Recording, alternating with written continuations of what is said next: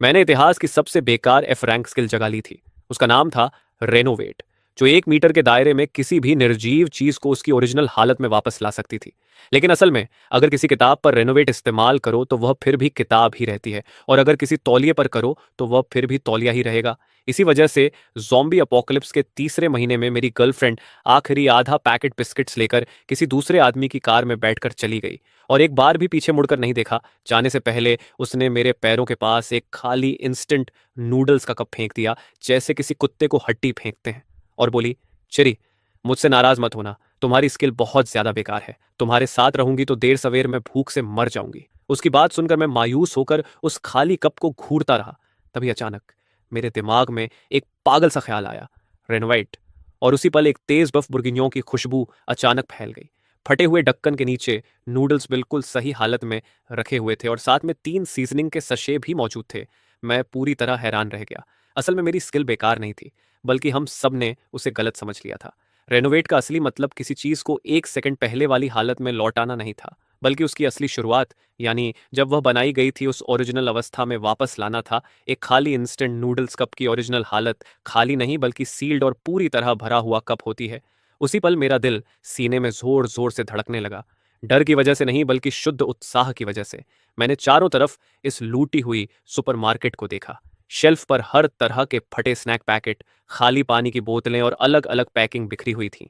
दूसरों की नज़र में यह सब सिर्फ कूड़ा था, लेकिन मेरी नज़र में अब यह एक खत्म न होने वाला खजाना था। मैंने तुरंत नूडल्स उबालने की जल्दी नहीं की, क्योंकि अपोकलिप्स में खाने की खुशबू अनचाहे मेहमानों को बुला सकती थी। इसलिए मैं सावधानी से दुकान की पहली मंजिल के स्टोर रूम में चढ़ गया और भारी शेल्फ खींचकर दरवाजा बंद कर दिया। सुरक्षित होने के बाद मैंने अपना एक्सपेरिमेंट शुरू किया। मैंने खाली नूडल्स का कप जमीन पर रखा और मन ही मन कहा, रेनोवेट। एक हल्की सी लहर सी उठी, जो आंखों से लगभग दिखती भी नहीं थी, और तुरंत एक नया नूडल्स का कप फिर से प्रकट हो गया। मैंने अपनी जबरदस्त खुशी को दबाया और बार बार यही करता रहा।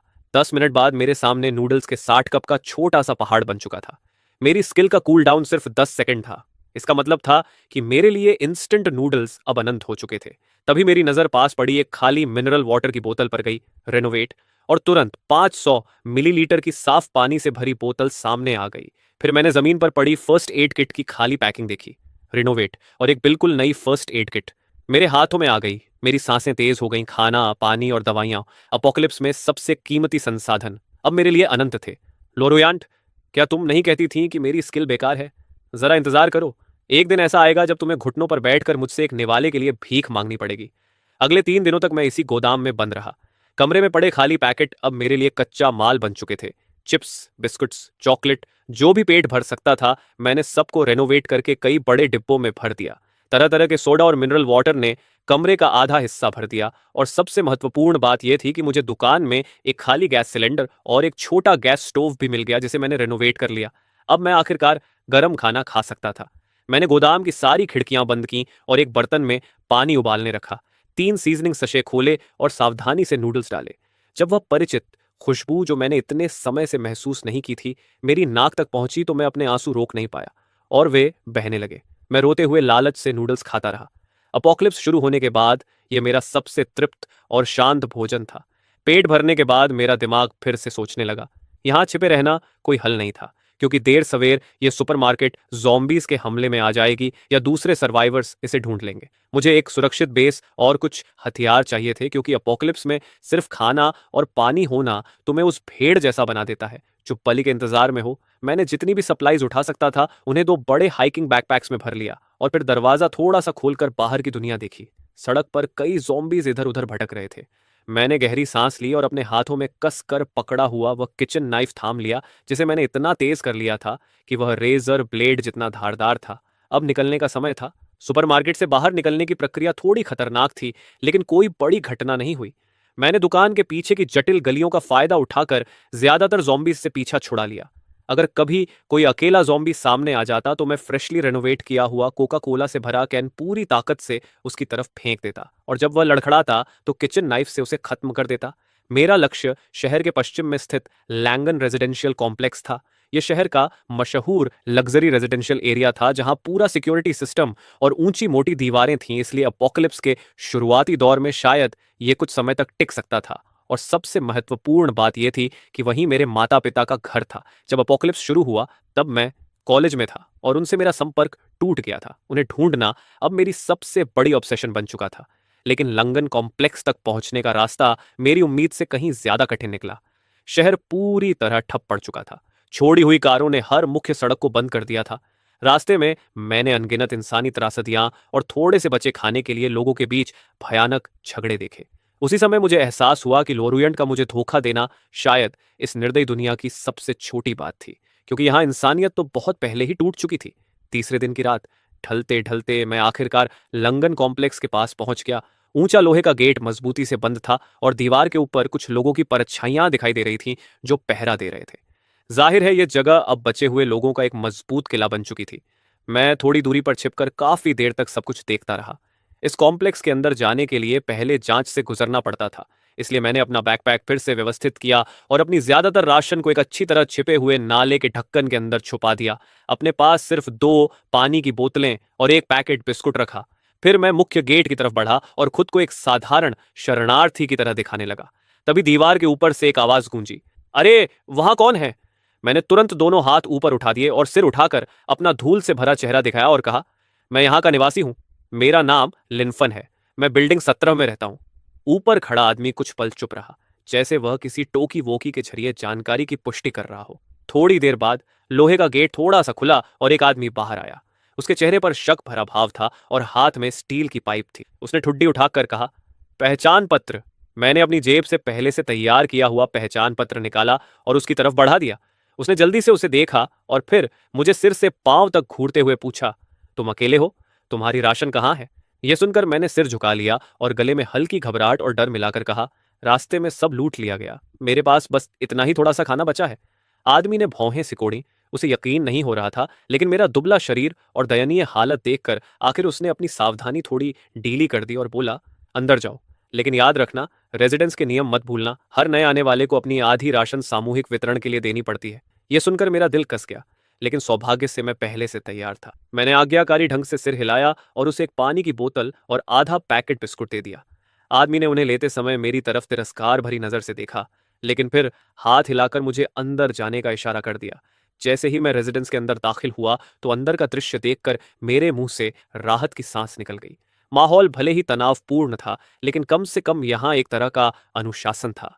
कुछ लोग कष्ट कर रहे थे, कुछ लोग रक्षा दीवारों को मजबूत कर रहे थे और महिलाएं तथा बच्चे रेजिडेंस के क्लब हॉल में इकट्ठा किए गए थे। यह जगह मानो एपोक्लिप्स के बीच एक छोटी सी सुरक्षित नखलिस्तान जैसी लग रही थी, जो बाहर के कत्लेआम और अराजकता से फिलहाल बची हुई थी। रजिस्ट्रेशन की जिम्मेदारी संभाल रही एक महिला ने मुझे बताया कि अब इस रेजिडेंस का नेतृत्व एक आदमी कर रहा है जिसका नाम ब्रदर लेपर्ड है।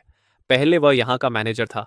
एपोक्लिप्स के बाद उसने अर्थ टाइप शक्ति जगा ली और एक गार्ड टीम बनाकर सबकी सुरक्षा संगठित की। सभी निवासी अपने कंट्रीब्यूशन पॉइंट्स के हिसाब से रोजाना खाना पा सकते हैं और अगर किसी को ज्यादा चाहिए तो उसे गश्ती दल या लॉजिस्टिक टीम में शामिल होना पड़ेगा। मैंने अपनी कमजोर सेहत का बहाना बनाकर फिलहाल किसी भी टीम में शामिल होने से मना कर दिया, क्योंकि मेरे लिए सबसे जरूरी था अपने माता पिता को ढूंढना। लेकिन जब मैं घबराहट में दौड़ता हुआ अपने घर के दरवाजे तक पहुंचा तो सामने जो दृश्य था उसे देखकर मेरा दिल तुरंत सिमट गया। दरवाजा जबरदस्ती तोड़ दिया गया था और अंदर पूरा घर बुरी तरह बिखरा और तहस नहस था। मैं पागलों की तरह अंदर भागा और चिल्लाया, पापा, मम्मी। लेकिन जवाब में सिर्फ मौत जैसा सन्नाटा मिला। लिविंग रूम की मेज पर धूल की पतली परत जमी थी, जिससे साफ था कि वे कम से कम कई दिनों से यहां नहीं थे। हालांकि फर्श पर संघर्ष के निशान थे, लेकिन कहीं भी खून का दाग नहीं था। शायद इस बदकिस्मती में यही एक अच्छी खबर थी। मैं वहीं जमीन पर बैठ गया और पहले कभी न महसूस की गई घबराहट और डर ने मुझे घेर लिया। मुझे समझ नहीं आ रहा था कि उन्हें कहाँ ढूंढूं। तभी बाहर कदमों की आवाज आई और एक तिरस्कार भरी आवाज गूंजी, अरे वाह, जाल से बचा हुआ एक और मछली रह गई। मैंने अचानक सिर उठाया और देखा कि दरवाजे पर 2 आदमी खड़े रास्ता रोक रहे थे। आगे खड़े आदमी का सिर मुंडा हुआ था और वह मुझे दुश्मनी भरी नजर से देख रहा था। मैं उसे पहचान गया। वह ब्रदर लेपर्ड के अधीन एक स्क्वाड लीडर था जिसका नाम स्कॉर्पियन था। स्कॉर्पियन ने होंठ चाटते हुए मुझे ऐसे देखा जैसे कटिंग बोर्ड पर रखी मछली को देखा जाता है और बोला, इस घर के मालिक, असल में कुछ दिन पहले तक के मालिक, वे हमारे ब्रदर लेपर्ड को बहुत सारे कंट्रीब्यूशन पॉइंट्स के कर्जदार थे, इसलिए उन्हें यहां से निकाल दिया गया। अब यह घर हमारा है। मेरी पुतलियां सिकुड़ गईं और मैंने गुस्से में कहा, हरामियों, तुमने मेरे माता पिता के साथ क्या किया? स्कॉर्पियन ने लापरवाही से कहा, हमने बस उन्हें बाहर निकाल दिया। इस दुनिया में निकम्मों का यही अंजाम होता है। लेकिन लगता है तुम उतने बेकार नहीं हो। अगर तुम यहीं रहकर हमारे लिए छोटे मोटे काम करने को तैयार हो तो शायद हम तुम्हें यहाँ रहने देंगे ताकि तुम अपना पेट भर सको। मैं अब तक बहुत भोला था और सोचता था कि यह जगह एक सुरक्षित शरण है। लेकिन सच ये था कि यहाँ भी बड़ी मछली छोटी मछली को खाती है। जब मैंने देखा कि वे दोनों धीरे धीरे मेरी तरफ बढ़ रहे हैं तो मैंने चुपचाप अपना हाथ बैकपैक की साइड जेब में डाला, जहां एक बिल्कुल नया पीलिंग नाइफ रखा था, जिसे मैंने अभी हाल ही में बदलकर तेज किया था। लेकिन जैसे ही मैं अपनी जान बचाने के लिए लड़ने को तैयार हुआ, तभी दरवाजे से एक ठंडी महिला आवाज आई, रुको। स्कॉर्पियन और उसका साथी सेसबीर तुरंत जम गए, और जैसे ही उन्होंने देखा कि कौन आया है, उनके चेहरे की मुस्कान तुरंत जम गई और उसकी जगह चापलूसी भरा भाव आ गया। दरवाजे पर खड़ी महिला ने काले रंग का कॉम्बैट सूट पहना हुआ था। उसके हाथ में एक टंग सैबर था जिसकी धार पर गहरे लाल खून के धब्बे अभी भी लगे हुए थे। उसके पीछे उसकी टीम के कई सदस्य खड़े थे जिनसे वही खतरनाक आभा निकल रही थी। मैंने उसे तुरंत पहचान लिया। वह चेनलिन थी, गार्ड की सबसे ताकतवर कॉम्बैट स्क्वाड की कप्तान। कहा जाता था कि उसने एक दुर्लभ मेंटल टाइप क्षमता जगा ली है और उसकी ताकत का अंदाजा लगाना भी मुश्किल है। वह ब्रदर लेपर्ड की सबसे भरोसेमंद तलवार मानी जाती थी। चेनलिन ने स्कॉर्पियन को पूरी तरह नजरअंदाज किया और मेरी तरफ देखते हुए ठंडे स्वर में पूछा, यहां क्या हो रहा है? जैसे मुझे अचानक एक लाइफ बॉय मिल गया हो। मैंने तुरंत कहा, ये लोग मुझ पर हमला करना चाहते हैं। स्कॉर्पियन का चेहरा पीला पड़ गया और उसने जल्दी से सफाई देने की कोशिश की। कैप्टन चेन, इसकी बकवास मत सुनिए। इसके माता पिता हमारे ब्रदर लेपर्ड के कंट्रीब्यूशन पॉइंट्स के कर्जदार थे, इसलिए हम सिर्फ घर जब्त करने आए थे। चेनलिन ने शांत लेकिन दबाव भरी आवाज में कहा, घर जब्त करने के लिए दो लोगों की जरूरत होती है और दरवाजा भी बंद करना पड़ता है। उसकी आवाज ऊंची नहीं थी, लेकिन उसमें ऐसा दबाव था जिसे नजरअंदाज करना नामुमकिन था। फिर उसने ठंडे स्वर में कहा, तुम लोग अभी तक यहां खड़े क्या कर रहे हो? निकलो यहां से, स्कॉर्पियन। जैसे उसे माफी मिल गई हो, स्कॉर्पियन ने तुरंत अपने साथी को पकड़ा और दोनों जल्दी से वहां से भाग गए। एक बार खतरा टल गया तो मेरा तना हुआ शरीर ढीला पड़ गया और मैं लगभग गिर ही पड़ा। चेनलिन ने हल्का सा भौहें सिकोड़ते हुए मुझे देखा और बोली, अब से उनसे दूर ही रहना। इतना कहकर जैसे उसे दूसरों के मामलों में पड़ने का कोई शौक ना हो, वह मुड़कर जाने लगी। मैंने जल्दी से उसे आवाज दी, कैप्टन चेन, क्या आपको पता है मेरे माता पिता को कहां निकाला गया है? उनके नाम लिन यांगंगो और वांग सुमेत हैं। चैनलिन एक पल के लिए सोच में पड़ गई और बोली, उनके नाम कुछ जाने पहचाने लग रहे हैं। ब्रदर लेपर्ड ने सभी बूढ़े, कमजोर और बीमार लोगों को बाहर निकाल दिया था, जिनके पास कोई क्षमता नहीं थी और जो भारी काम नहीं कर सकते थे। उन्हें कॉम्प्लेक्स के उत्तरी गेट के बाहर एक छोड़ी हुई फैक्ट्री में भेज दिया गया। बहाने के तौर पर कहा गया कि वे वहां खुद अपना गुजारा करें। यह सुनकर मेरा दिल कस गया। एक छोड़ी हुई फैक्ट्री, वहां न खाना है न कोई पनाह। क्या यह सीधा मौत का इंतजार करने जैसा नहीं है? चेनलिन के जाने के बाद मैंने तुरंत दरवाजा बंद कर दिया। मुझे नॉर्थ गेट वाली फैक्ट्री तक जाना ही था। मुझे अपने माता पिता को ढूंढना था, लेकिन उससे पहले मुझे ताकत चाहिए थी। मैंने अपने बैकपैक से एक चॉकलेट बार निकाली और कुछ टुकड़े खाकर ताकत वापस पाई। तभी मेरी नजर उस स्टील की छड़ पर पड़ी जो स्कॉर्पियन जमीन पर छोड़ गया था। वह जंग लगी हुई थी और थोड़ा टेढ़ी भी थी। मैंने उस पर हाथ रखा और कहा, रेनोवेशन। तुरंत ही मेरी हथेली में एक बिल्कुल नई स्टील की छड़ आ गई जो ठंडी धातु की चमक के साथ चमक रही थी। लेकिन यह अभी भी काफी नहीं था। मैं किचन में भागा और वहां मुझे मेरे पिता का इकट्ठा किया हुआ आउटडोर सर्वाइवल किट मिल गया। उसके अंदर एक मल्टी फंक्शन मिलिट्री शवेल, एक सर्वाइवल एक्स और एक टैगर थी। वे सब इस्तेमाल न होने की वजह से थोड़ी कुंद हो चुकी थी। मैंने फिर कहा, रेनोवेशन, और तीनों हथियार तुरंत ही ऐसे धारदार हो गए जैसे अभी अभी फैक्ट्री से निकले हों। फिर मैंने रात होने का इंतजार किया और गश्ती दल की ड्यूटी बदलने के मौके का फायदा उठाकर कॉम्प्लेक्स के नॉर्थ गेट की तरफ चुपचाप निकल पड़ा। यह जगह मुख्य प्रवेश द्वार से कहीं ज्यादा सुनसान थी। वहां सिर्फ दो गार्ड ऊँगते हुए पहरा दे रहे थे। मैंने उन्हें सतर्क नहीं किया, बल्कि निगरानी कैमरों के अंधे कोने का फायदा उठाया और एक बिल्कुल नई रस्सी की मदद से 3 मीटर से भी ऊंची दीवार आसानी से पार कर ली। दीवार के पीछे एक खाली मैदान था और दूर एक फैक्ट्री की परछाई दिखाई दे रही थी जो किसी शांत स्टील के राक्षस जैसी लग रही थी। हवा में सड़न की हल्की बदबू तैर रही थी और बीच बीच में ज़ॉम्बियों की गुर्राहट सुनाई दे रही थी। मैंने अपनी स्टील की छड़ कसकर पकड़ी और झुककर सावधानी से आगे बढ़ने लगा। फैक्ट्री के करीब पहुंचते पहुंचते ज़ॉम्बियों की संख्या बढ़ती जा रही थी। मैं एक टूटी दीवार के पीछे छिप गया और देखा कि फैक्ट्री के गेट के सामने कम से कम 1 दर्जन ज़ॉम्बी जमा थे। वे किसी आवाज से आकर्षित लग रहे थे और फैक्ट्री के लोहे के दरवाजे को पागलों की तरह पीट रहे थे। उस दरवाजे के अंदर से हल्की हल्की सिसकियां और चीखें सुनाई दे रही थीं। मेरे माता पिता वहीं अंदर थे। मेरा दिल बेचैनी से चल रहा था, लेकिन दिमाग कह रहा था कि बिना सोचे समझे हमला नहीं करना चाहिए। मैंने आसपास देखा और पाया कि फैक्ट्री के एक साइड में जमीन से करीब 4 मीटर ऊंचाई पर खिड़कियों की एक कतार थी। शायद मैं वहां से अंदर जा सकता था। योजना बनते ही मैंने तुरंत काम शुरू किया। मैंने जमीन से एक पत्थर उठाया और पूरी ताकत से दूर खड़ी एक छोड़ी हुई कार की तरफ फेंक दिया। पत्थर कार की खिड़की से टकराया और जोर की आवाज हुई। जैसा मैंने सोचा था, गेट के सामने खड़े जॉम्बी तुरंत उस आवाज की तरफ मुड़ गए और धीरे धीरे उसकी तरफ बढ़ने लगे। मौका मिलते ही मैं तीर की तरफ फैक्ट्री की दीवार की तरफ भागा।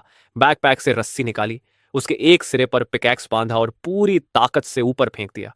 पिकैक्स खिड़की के किनारे मजबूती से अटक गया। मैंने गहरी सांस ली और फुर्ती से रस्सी के सहारे ऊपर चढ़ गया। जल्दी ही खिड़की से अंदर घुसकर फैक्ट्री के भीतर पहुंच गया। अंदर एक विशाल उत्पादन हॉल था जहां जंग लगी मशीनें और बिखरे हुए पुर्जे हर जगह पड़े थे। टूटी छत से चांदनी की कुछ किरणें अंदर आ रही थीं और हॉल के दूसरे सिरे से दबे दबे रोने की आवाजें और झगड़े की आवाजें सुनाई दे रही थीं। मैं सावधानी से उस आवाज की तरफ बढ़ा और परित्यक्त मशीनों से घिरे एक कोने में मैंने दर्जनों बचे हुए लोगों को देखा। उनमें से ज्यादातर बूढ़े और बच्चे थे। भीड़ में एक नजर डालते ही मैंने अपने माता पिता को पहचान लिया, जो कोने में सिमटे बैठे थे। मेरी माँ घुटनों को सीने से लगाकर चुपचाप रो रही थी और मेरे पिता उसे कसकर पकड़े हुए लगातार दिलासा दे रहे थे। मेरी आंखें तुरंत आंसुओं से भर गईं। मैंने घुटी हुई आवाज में उन्हें पुकारा। मेरी आवाज सुनते ही सब लोग चौंक कर मेरी तरफ देखने लगे और उसी पल मेरे माता पिता ने भी अचानक सिर उठाया। जैसे ही उन्होंने मुझे देखा, उनके चेहरे पर हैरानी से लेकर अपार खुशी तक का भाव आ गया। मेरी माँ चिल्लाते हुए मेरी तरफ दौड़ी और हम तीनों इस निराशाजनक अपोकलिप्स के बीच एक दूसरे से कसकर लिपट गए। इस मिलन की खुशी ने सारी डर और अनिश्चितता को कुछ देर के लिए भुला दिया, लेकिन जल्द ही एक कर्कश आवाज ने इस गर्मजोशी भरे पल को तोड़ दिया। और तू कहां से टपक पड़ा? एक चेहरे पर बड़ा सा निशान वाला आदमी आगे बढ़ा। उसके पीछे कई मजबूत नौजवान खड़े थे और साफ था कि वही उनका नेता था। उसने मेरे भरे हुए बैकपैक पर लालची नजरों से देखते हुए मुझे ऊपर से नीचे तक घूरा और बोला, बुरा नहीं लड़के, अकेले यहां तक पहुंच गया। तेरे बैग में क्या है? जरा निकाल कर दिखा। मैंने अपने माता पिता को अपने पीछे कर लिया और ठंडी नजर से उसे देखते हुए कहा, ये मेरी चीजें हैं। वह निशान वाला आदमी व्यंग्य से हंसा और बोला, तेरी चीजें? यहां किसी की कोई चीज नहीं होती, यहां सिर्फ मेरी चीजें होती हैं। अगर समझदार है तो वह बैग मुझे दे दे, वरना। उसने अपने हाथ की माचेती हवा में उठाई और धमकी बिल्कुल साफ थी। उसके पीछे खड़े गुंडे भी मुझे घेरते हुए घूर रहे थे। आसपास बैठे बूढ़े और बीमार लोग यह सब देखकर गुस्से में थे, लेकिन कोई कुछ कहने की हिम्मत नहीं कर पा रहा था और बस मुझे दया भरी नजरों से देख रहे थे। मेरे पिता ने मुझे तुरंत पीछे खींच लिया और उस निशान वाले आदमी की तरफ देखकर मुस्कुराने की कोशिश करते हुए बोले, चीफ, मेरा बेटा नासमझ है।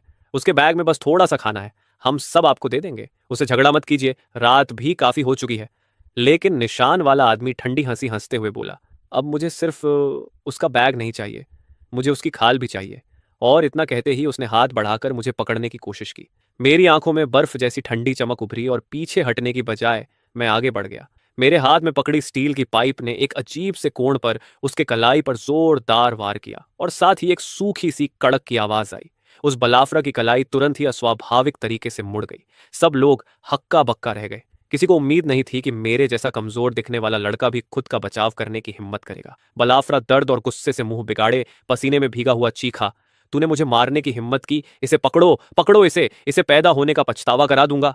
बाकी गुंडे तुरंत हरकत में आए और चिल्लाते हुए मेरी तरफ झपट पड़े। मैंने बैग अपने माता पिता की बाहों में फेंक दिया और अपनी स्टील पाइप उठाकर हमले को रोकने के लिए तैयार हो गया।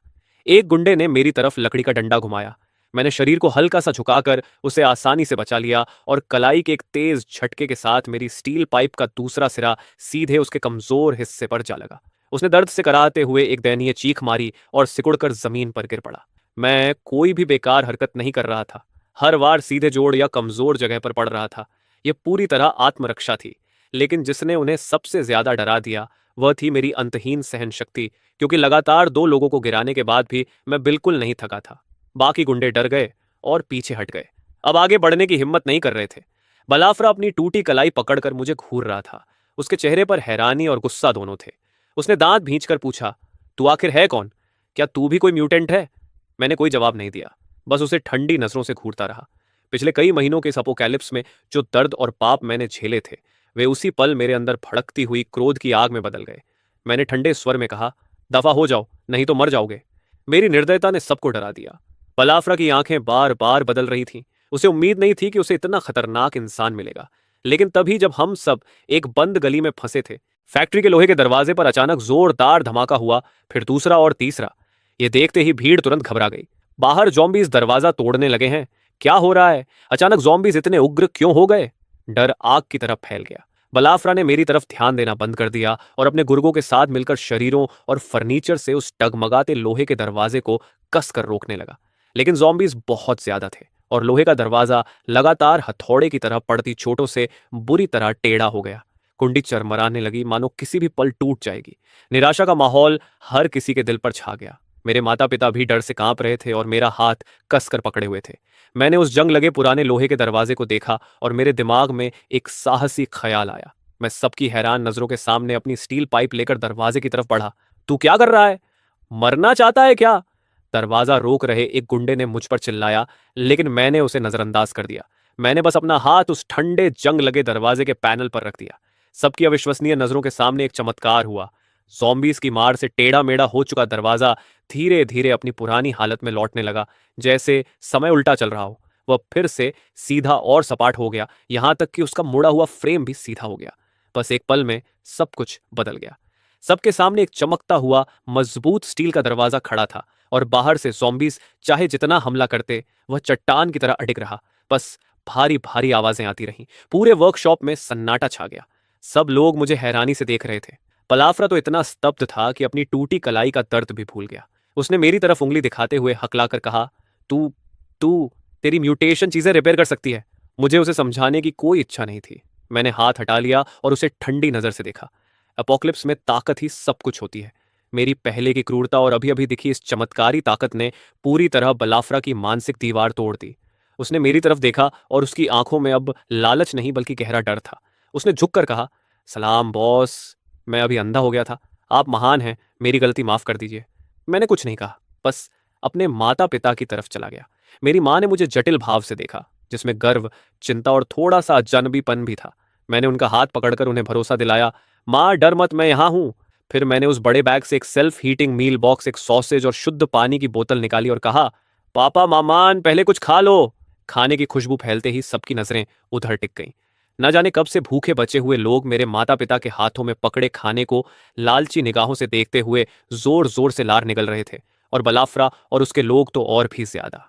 इस अपोक्लिप्स में जहां खाना सोने से भी ज्यादा कीमती था, मैं ऐसे ही ढेर सारी चीजें निकाल सकता था जैसे कुछ हुआ ही ना हो। इससे वे लोग दरवाजा ठीक होने से भी ज्यादा चौंक गए। सब कुछ संभालने के बाद मैंने फिर करा कोर्तादा की तरफ देखा और शांत आवाज में कहा, अब से यहां का नेता मैं हूं। मेरी आवाज तेज नहीं थी, लेकिन सबके कानों तक साफ पहुंच गई। कारा कोर्टाडा का चेहरा आखिर सख्त हो गया। फिर उसने सिर झुका दिया और हार मान ली। फैक्ट्री बेस पर कब्जा करना मेरी उम्मीद से भी आसान निकला। पूर्ण ताकत और अनगिनत राशन के सामने कारा कोर्तादा की थोड़ी बहुत इज्जत की कोई कीमत नहीं थी। अपोक्लिप्स में इज्जत किस काम की? आदमी भी एक संसाधन ही होता है। मैंने उन्हें पहरा देने और आसपास सफाई करने का काम दे दिया, जबकि मैं खुद खाने और लॉजिस्टिक्स संभालने लगा। हर दिन मैं खुद को एक कमरे में बंद कर लेता, ये कहकर कि मैं राशन की गिनती कर रहा हूं, लेकिन असल में मैं पागलों की तरह खाना और तरह तरह की जरूरी चीजें जनरेट कर रहा था। हर बार जब सबके सामने राशन से भरे नए बक्से प्रकट होते, तो लोग मुझे श्रद्धा से देखने लगते। सबको लगा कि मेरे पास एक स्पेशल म्यूटेशन है, जिसके अंदर बहुत बड़ा स्टोरेज है और ढेर सारा खाना रखा है। धीरे धीरे बचे हुए लोगों के चेहरे फिर से जीवन से भरने लगे। मेरी अगुवाई में यह छोड़ी हुई फैक्ट्री व्यवस्थित होती चली गई। मेरे माता पिता मेरे सबसे भरोसेमंद सहायक बन गए, जो लोगों को संभालने और राशन बांटने में मेरी मदद करने लगे। दूसरों की नजरों में उन्हें फिर से अपनी इज्जत और अपनी कीमत मिल गई थी और उनका मानसिक हाल भी हर दिन बेहतर होता जा रहा था। सब कुछ सही दिशा में आगे बढ़ रहा था, लेकिन एक बात अब भी मेरे अंदर कांटे की तरह चुभ रही थी। वह निकम्मा बेरोजगार आदमी जो लैंडलोवन इलाके में खुद को फ्रियर बाव कहलवाता था, उसी ने मेरे माता पिता जैसे बेबस बूढ़े लोगों को बाहर निकाल दिया था, ताकि वे खुद ही किसी तरह जिंदा रहें, और जल्दी या देर से मुझे उससे हिसाब बराबर करना ही था। इसके अलावा लान का इलाका मजबूत दीवारों और बेहतर रहने की जगह वाला था, जो इस टूटी फूटी फैक्ट्री से कहीं बेहतर था। मैं अपने माता पिता और मेरे साथ चलने वाले लोगों को एक ज्यादा सुरक्षित घर देना चाहता था। अब समय आ गया था कि मैं वापस जाकर उस फ्रेयर बाव से ठीक से बात करूं। एक हफ्ते बाद मैं पूरी तरह तैयार था। मैंने अपनी रिजनरेशन म्यूटेशन का इस्तेमाल करके कई छोड़ी हुई इलेक्ट्रिक गाड़ियों को ठीक कर दिया, जिन्हें मैंने ढूंढा था। उनकी बैटरी ऐसे फुल चार्ज कर दी जैसे वे अभी अभी फैक्ट्री से निकली हों। मैंने दर्जनों प्रोटेक्टिव सूट्स, हेलमेट्स और स्टील टो बूट्स भी फिर से बिल्कुल नए जैसे बना दिए। हथियारों के मामले में स्टील की रॉड और कुल्हाड़ियों के अलावा मैंने फैक्ट्री की स्टील रॉड्स को तेज करवाकर कई मजबूत भाले भी बनवा लिए।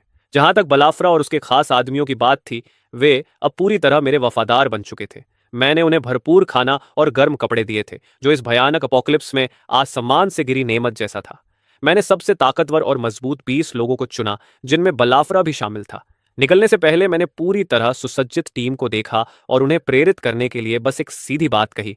इस बार हम वहां भीख मांगने नहीं जा रहे, हम अपना हक वापस लेने जा रहे हैं। लैंड लोन इलाके की दीवारें मजबूत हैं और घर आरामदायक हैं। हम वहीं सच में सुरक्षित घर बनाएंगे। जो भी मेरे साथ आने को तैयार है, गाड़ियों में बैठ जाए। किसी ने भी हिचकिचाहट नहीं दिखाई। मेरी चमत्कारी ताकतें देखने के बाद वे लगभग आंख बंद करके मुझ पर भरोसा करते थे। 20 लोगों का हमारा काफिला शानदार तरीके से लैंडलोन की ओर बढ़ चला। जब हम लैंडलोन इलाके के उत्तरी दरवाजे पर पहुंचे तो दीवार पर खड़े गार्डों ने हमें तुरंत देख लिया।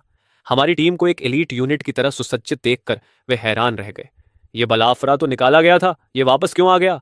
अब जो बलाफरा मेरा वफादार बन चुका था, उसने सीना तानकर जोर से जवाब दिया, हम फ्रेयर बाओ से कोऑपरेशन की बात करने आए हैं।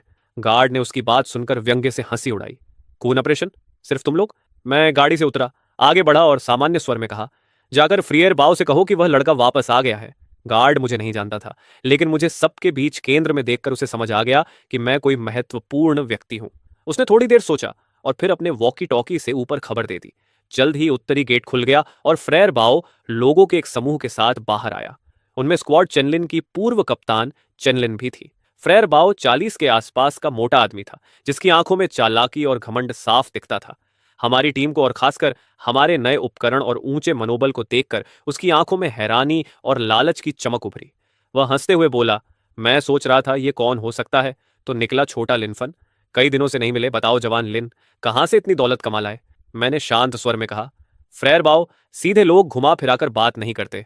मैं चाहता हूं कि मेरे आदमी लैंड लोवन इलाके में बसें। लेकिन फ्रारे बाओ जोर से हंस पड़ा, जैसे उसने कोई बहुत अच्छा मजाक सुन लिया हो। छोटे लिन, लगता है तुम अभी भी सपने में हो। लान का इलाका मैंने जीता है। किस हक से तुम चाहते हो कि तुम्हारे लोग यहां रहें? मैंने कहा, सिर्फ इसके आधार पर। मैंने उंगलियां चटकाई और मेरे पीछे खड़े बलाफ्रा ने एक बक्सा लाकर खोला। उसके अंदर पूरी तरह सीलबंद कंप्रेस्ड बिस्किट्स भरे थे। ये देखते ही फ्रेयर बाओ की हंसी तुरंत रुक गई। उसके पीछे खड़े गार्ड भी हैरान होकर सांस रोके देखने लगे। हालांकि लैंडे लोवन की रक्षा अच्छी थी, लेकिन वहां बहुत ज्यादा लोग थे, खपत बहुत ज्यादा थी और खाना हमेशा बेहद कम पड़ता था। उनकी रोज की राशन बस काले ब्रेड का एक टुकड़ा होता था। फ्रेयर बाओ ने घूरते हुए पूछा, इतना खाना तू कहां से लाया? मैंने कंधे उचकाते हुए कहा, यह जानने की जरूरत नहीं कि मैं कहां से लाता हूं, बस ये बताओ, कोऑपरेशन करोगे या नहीं? फ्रेयर बाओ की आंखें चमक उठी। कैसा कोऑपरेशन? मैंने कहा, बहुत आसान, मेरा समूह यहां बसता है, हम खाने का एक हिस्सा देंगे, तुम लोग परिसर की सुरक्षा संभालो और हम इस जगह को मिलकर चलाएंगे। यह सुनते ही फ्रेयर बाओ का चेहरा काला पड़ गया।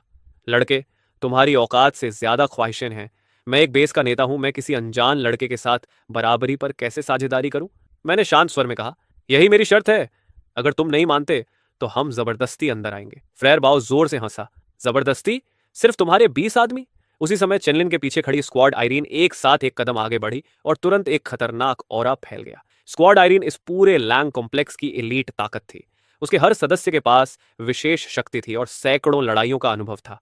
मेरे आदमी तुरंत सतर्क हो गए, लेकिन मैं अकेला था जो बिल्कुल शांत खड़ा रहा। मैंने चेनलिन की तरफ देखा, वही महिला जिसने पहले मेरी मदद की थी। वह भी मुझे गौर से देख रही थी।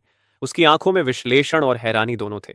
मैंने कहा, कैप्टन चेन, क्या आपको भी लगता है कि हम अंदर नहीं जा पाएंगे? चेनलिन कुछ पल चुप रही, फिर बोली, मिस्टर चेन, आपकी ताकत वाकई डरावनी है, लेकिन लैंग कॉम्प्लेक्स में सैकड़ों गार्ड हैं। जबरदस्ती अंदर घुसना आपके हित में नहीं होगा। ये एक तरह की भलाई भरी चेतावनी थी। फ्रियर बाओ घमंड से हंस पड़ा। सुना तुमने? इतना लालची मत बनो। अपना सारा खाना मुझे दे दो, शायद मैं तुम्हें और तुम्हारे माता पिता को यहां आम निवासी की तरह रहने दूं। जहां तक तुम्हारे आदमियों का सवाल है, वे वापस वहीं जाएं जहां से आए हैं। मतलब साफ था, मेरी सारी राशन लूट लो और मेरे लोगों को भगा दो। क्या शानदार योजना है। मैं हल्का सा मुस्कुराया। लगता है बात पूरी हो गई। फिर मैंने धीरे धीरे अपना दाहिना हाथ उठाया और उनके पीछे खड़ी कॉम्प्लेक्स की सबसे ऊंची रेजिडेंशियल बिल्डिंग की ओर इशारा किया। मैं उनकी तरफ देखते हुए साफ साफ हर शब्द बोलता गया, मैं तुम्हें आखिरी मौका देता हूं, मुझे अंदर आने दो, नहीं तो मैं इस इमारत को गायब कर दूंगा। मेरी बात के बाद कुछ पल का अजीब सन्नाटा छा गया। फिर अचानक जोरदार ठहाके गूंज उठे। फ्रेयर बाओ तो हंसते हंसते आंखों में आंसू तक ले आया। चेनलिन ने यह सुना और बोली, यह तो इस साल की सबसे मजेदार जोक है। लेकिन चेनलिन हंस नहीं रही थी, वह बस मुझे गंभीर चेहरे से घूर रही थी। उसे महसूस हो गया था कि मैं मजाक नहीं कर रहा, और सच भी यही था, मैं मजाक नहीं कर रहा था। मैंने अपनी मुस्कान मिटा दी और उलटी गिनती शुरू कर दी। फ्रेयर बाओ के चेहरे की मुस्कान जम गई, सबकी हंसी अचानक रुक गई। वे एक दूसरे को देखने लगे, जैसे उन्हें महसूस हो गया हो कि कुछ गड़बड़ है।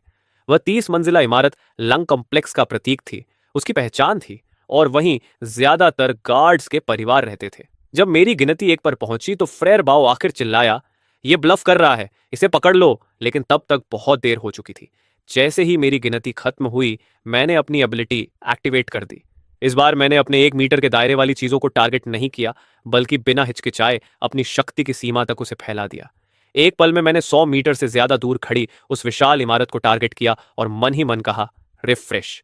उस क्षण दुनिया जैसे शांत हो गई। सैकड़ों लोगों की आंखों में खौफ भर गया। वह 30 मंजिला इमारत ऐसे झिलमिलाने लगी जैसे टीवी स्क्रीन में खराब सिग्नल आ गया हो। उसकी रूपरेखा धुंधली और पारदर्शी होने लगी। एक ही सेकंड में वह इमारत और उसके अंदर की हर चीज हवा में गायब हो गई। उसकी जगह सिर्फ खाली नींव बची थी, जैसे वह कभी थी ही नहीं। सबके चेहरे जड़ हो गए, हर कोई स्तब्ध था, उलझन में था और एक अजीब डर से जकड़ गया था। फ्रेयर बाओ के आदमी पूरी तरह टूट गए। उन्होंने अपने हथियार फेंक दिए, रोते चिल्लाते चारों तरफ भागने लगे, जैसे किसी महाविनाश से बचना चाहते हों। खुद फ्रेयर बाओ भी जमीन पर गिर पड़ा। उसका चेहरा सफेद पड़ गया था, होंठ कांप रहे थे और वह एक शब्द भी नहीं बोल पा रहा था। जिस 200 लोगों की पर्सनल गार्ड पर उसे इतना घमंड था, वह एक पल में बिखर गई थी। जहां तक चेनलिन और उसके पीछे खड़ी स्क्वाड आयरीन की बात थी, वे गिरे तो नहीं, लेकिन उनके चेहरों पर साफ झटका और डर दिखाई दे रहा था। चेनलिन के हाथ में पकड़ी तलवार हल्के से कांप रही थी। उसने मुझे अब बिल्कुल अलग नजर से देखा। अब वह नजर किसी सक्षम सर्वाइवर को देखने वाली नहीं थी, बल्कि जैसे कोई इंसानों के बीच चल रहे देवता को देख रहा हो। मैंने धीरे धीरे अपना हाथ नीचे किया और जमीन पर पड़े फ्रेयर बाओ की ओर बढ़ा, जो अब एक फटे कपड़े की तरह पड़ा था। उसने ऊपर देखा और मुझे ऐसे घूरा जैसे मैं कोई राक्षस हूं। वह पत्ते की तरह कांप रहा था। मैंने शांत आवाज में कहा, अब मैं अपने आदमियों को अंदर ला सकता हूं, है ना फ्रेयर बाओ? उसने तुरंत जोर जोर से सिर हिलाया और रेंगते हुए रास्ते से हट गया। मैंने उसे अनदेखा किया, मुड़ा और पीछे खड़े बलाफ्रा और बाकी लोगों से कहा, अंदर चलो। मेरे आदमी जैसे किसी सपने से बाहर आए। वे मुझे ऐसी नजर से देख रहे थे जैसे मैं उनका देवता हूं। उन्हें पता था कि उनका नेता मजबूत है, लेकिन उन्होंने कभी नहीं सोचा था कि वह एक पूरी इमारत को मिटा सकता है। यह कैसी अविश्वसनीय शक्ति थी। ऐसे नेता के पीछे चलते हुए अपोक्लिप्स से बचने की चिंता क्यों करनी चाहिए? पूरे लैंग कॉम्प्लेक्स के लोगों की हैरान और सम्मान भरी निगाहों के बीच हमारा समूह विजयी अंदाज में अंदर दाखिल हुआ। किसी ने हमें रोकने की हिम्मत नहीं की। चेनलिन और उसकी स्क्वाड इरीने भी चुपचाप हमारे पीछे चल पड़ी, जैसे हमें एस्कॉर्ट कर रही हों। मुझे पता था कि आज से लैंग कॉम्प्लेक्स का मालिक बदल चुका है। कॉम्प्लेक्स पर नियंत्रण लेने के बाद सबसे पहले मैंने फ्रेयर बाओ और उसके उन आदमियों को साफ किया जो अपनी ताकत का गलत इस्तेमाल करते थे। मैंने उसके मुख्य लोगों को कैद कर लिया, उन्हें मारा नहीं, बस उनकी शक्ति खत्म कर दी। मेरी इवॉल्व्ड पावर अब जीवित प्राणियों पर भी असर डाल सकती थी। मैं किसी के शरीर को इंप्रूव करके उसे उसके सबसे अच्छे स्वास्थ्य की हालत में वापस ला सकता था। और हाँ, मैं उनके पावर कोर को भी इंप्रूव करके उसे अवेकनिंग से पहले की स्थिति में लौटा सकता था। जब फ्रेयर बाओ एक रेस्पिरेटरी टाइप पावर यूजर से गिरकर एक मोटा और कमजोर आदमी बन गया जो लड़ भी नहीं सकता था, तो उसका मानसिक संतुलन ही टूट गया।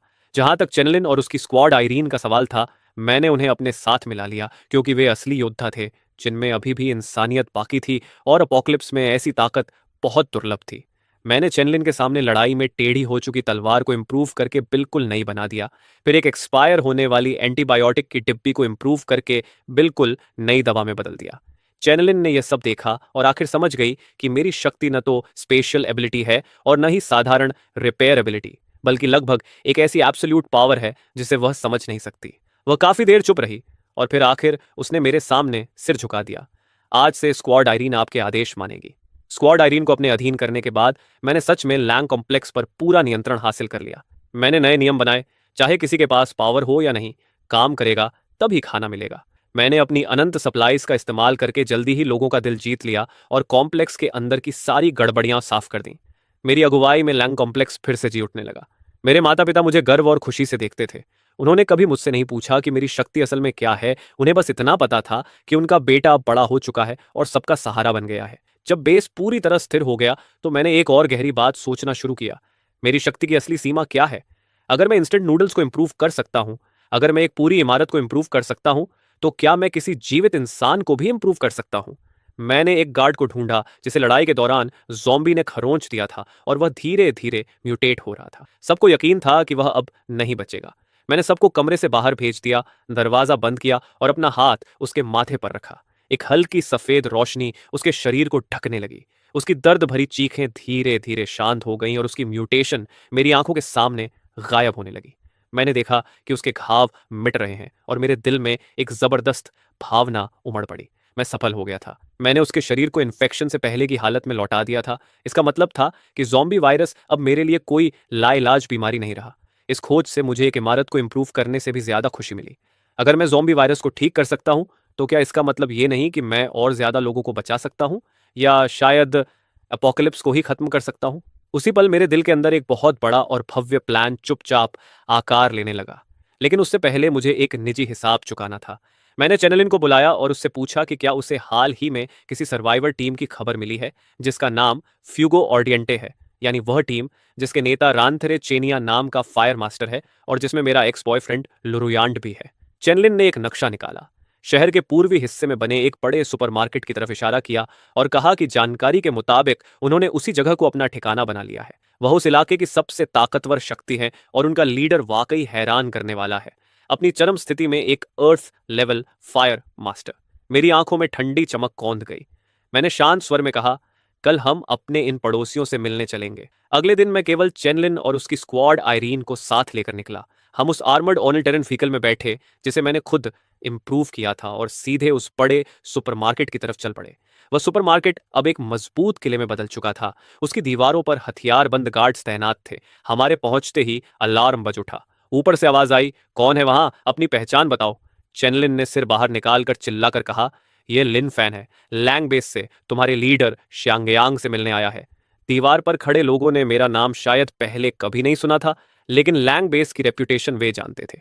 थोड़ी ही देर में सुपरमार्केट का मुख्य दरवाजा खुला और लाल चमड़े के कपड़े पहने एक आदमी बाहर आया। उसके पीछे लुरयुयांत खड़ा था और उसकी आंखों में साफ साफ प्रशंसा भरी हुई थी। महीनों बाद उसे देखकर लगा कि वह यहाँ काफी अच्छी हालत में जी रहा है। पहले तो लुरयानट मुझे देखकर चौंका, फिर उसके चेहरे पर एक घमंडी मुस्कान फैल गई। उसने ताने मारते हुए कहा, अरे अगर ये लिनफान नहीं है तो कौन है? क्या हुआ, बाहर सरवाइव नहीं कर पाए और अब हमारे फुएगो अर्दियांटे में शामिल होना चाहते हो? शायद वह अभी भी मुझे वही बेकार आदमी समझ रही थी जिसे उसकी प्रोटेक्शन की जरूरत होती थी। शांगयांग ने भी मुझे ऊपर से नीचे तक देखा, खासकर तब जब उसने मेरे पीछे खड़ी चेनलिन और स्क्वाड आयरीन को देखा। उसकी आंखों में एक पल को सतर्कता चमकी, लेकिन उससे ज्यादा तिरस्कार था। वह बोला, लैंग बेस, कभी नाम नहीं सुना। हम यहाँ निकम्मों को नहीं रखते। तुम लोग अगर जिंदा रहना चाहते हो तो अपने वाहन और सप्लाईज छोड़ दो और यहां से दफा हो जाओ।